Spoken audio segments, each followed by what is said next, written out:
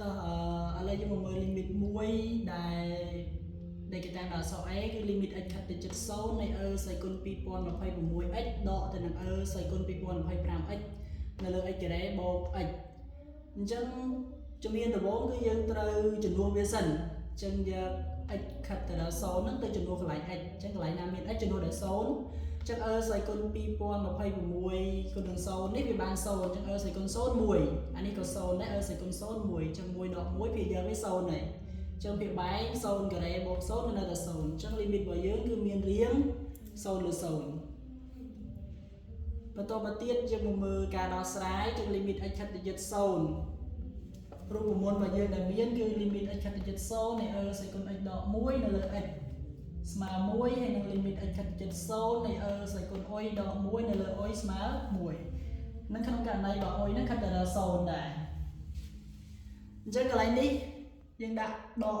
1បូក1ថែមដើម្បីវាចូលរូបមន្តអញ្ចឹងបាន e ស្អីគុណ 2026x ដក1ដក e ស្អីគុណ 2025x បូក1ហើយភាគបែងចាប់ x ជាកតានៅសល់ x បូក1អញ្ចឹង limit x ខិតទៅជិត0នៃ e ស្អីគុណ 2026x ដក1អានេះដកទៅនឹង e ស្អីគុណ 2025x ដក1ចាប់សញ្ញាដកជាកតាកណាចាប់សញ្ញាដកជាកតាកន្លែងបូក1នេះទៅជាដក1វិញហើយភាគបែងយើងទុកនៅដដែលអញ្ចឹងកន្លែងនេះយើងផ្ដាច់ពភាគក៏បានយើងចែកអង្គទាំងចែកភាគយើងនឹងភាគបែងនឹង x ក៏បានអញ្ចឹងផ្ដាច់ពភាគគឺ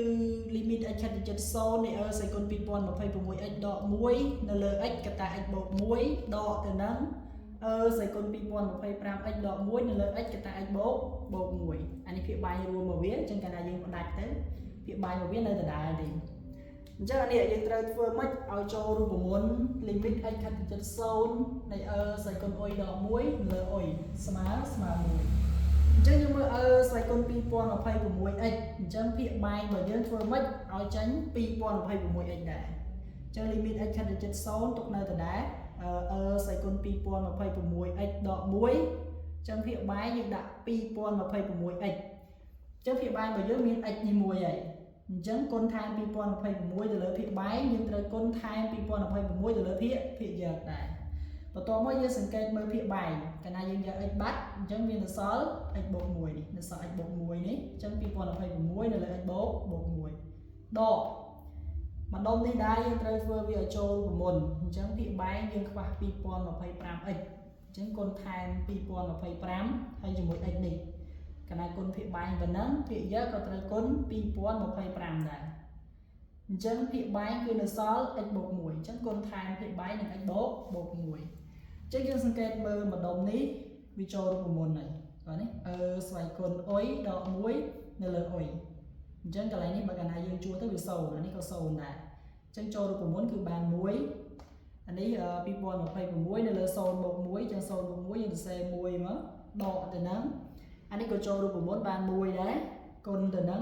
2025ទៅលើ0បូក1គឺ1អញ្ចឹង1គុណនឹង2026បាន2026ដក2025ចម្លើយវាស្មើ1